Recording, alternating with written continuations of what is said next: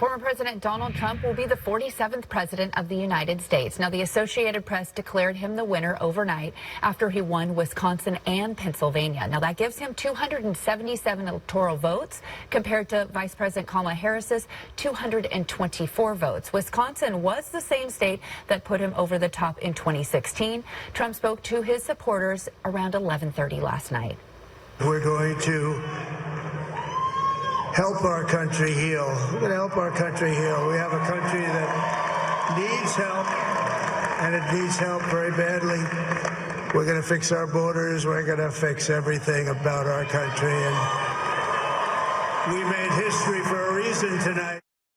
Trump just cleaned up in the swing states, including important ones like Georgia and Pennsylvania. Arizona, Michigan, and Nevada have yet to be called. Other states that haven't been called by the AP just yet, Alaska and Maine. And we do expect to hear from Vice President Harris later today. She didn't speak last night after canceling an event at Howard University in Washington, D.C. Her team saying that they wanted to wait until all the votes are counted and the races are officially called. Now, Fox 13 political analyst Randy Peppel joining us live in studio. Randy, good morning. Good morning. Thanks for getting up early and joining us this morning. I know it was a long night for you. Happy to be here. Long night for a lot of people. Oh, yeah, well, that's absolutely. Okay, so this was a tight race, not as tight as we might have thought. A clean sweep of the battleground states for Donald Trump, really cleaned up in rural areas and with men. What do you make of that? Well, I think first and foremost, once again, the polling was off. I mean, the pollsters seemingly do not have a way to talk to Trump supporters, connect with them so that they can provide accurate polling. Because why is that, do you think? Well, a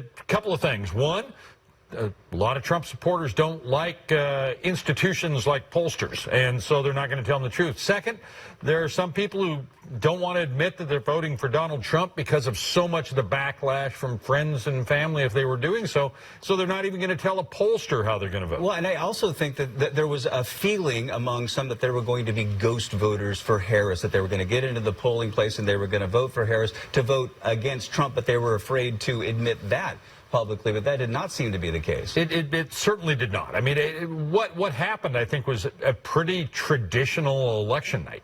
I mean, the close states all broke for the winner, and that tends to be how it happens in presidential races. Is ultimately, when it comes down to it, one side starts to get a break, and in this case, it was Donald Trump and the Republican Party. In the U.S. Senate races, we've already seen that the Republicans have taken control there and could get as high as 55 seats. Right. What message does that send to the Democrats?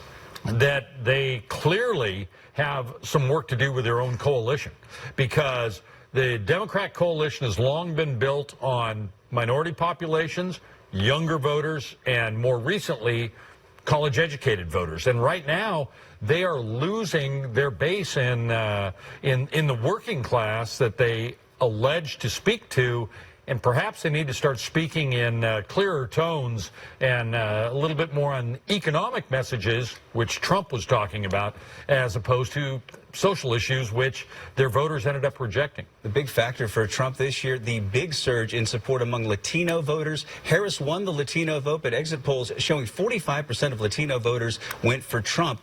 That is up from 2020 when only 32% did. So what do you make of that? Well, one, Trump focused on Latino voters. I mean, in the past, Republicans have been justly accused of ignoring segments of the population.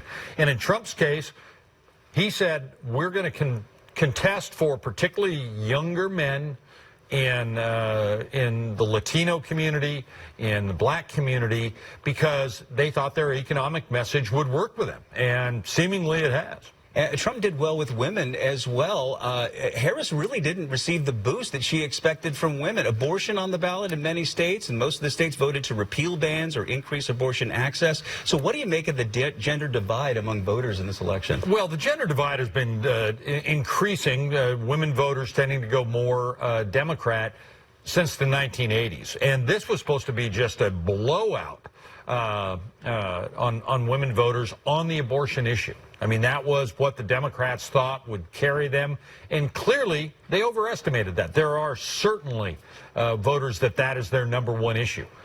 But there were Democrat voters who were far more concerned about inflation, about the economy, about immigration, and there was no message coming from their party on those matters. It was all abortion all the time. What do we make of a second Trump term with potentially a Republican House and a Republican Senate? Well, the president is going to learn, President-elect is going to learn that there are limits even when your party has both chambers of Congress. And those limits are going to require him to do more through executive action than through legislation, because we're still going to be very narrow in the U.S. House of Representatives. I mean, right now we've got about 50 races that are still uncalled. It appears that Democrats are not going to be able to erase the Republicans' 4-seat majority. But in Washington's 3rd District, as a prime example, we don't know that that's true. The Democrats could still hold the House by 1 or 2 votes if everything breaks their way. Randy Pepple, thank you so much. And he'll be back the next half hour, and we're going to be talking about some of the biggest races being called in Washington State.